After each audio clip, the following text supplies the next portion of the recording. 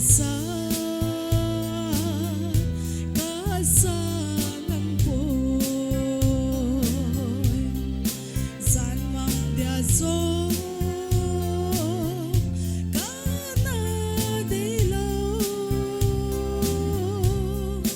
naipihikat sanding hita hen katen kay din ka nagsingahin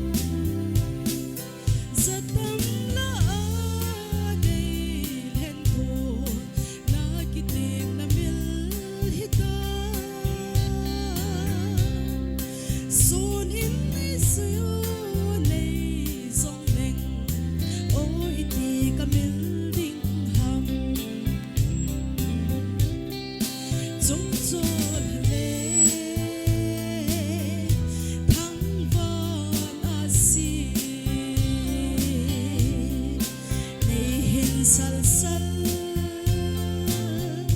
dasing honta isa sumay bon kimlaw o kaden ulbang le may honta hen kaden kay din kanan mang taye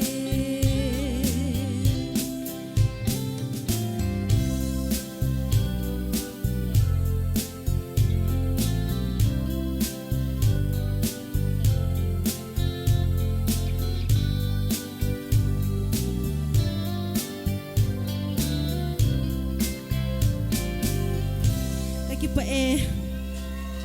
Woo!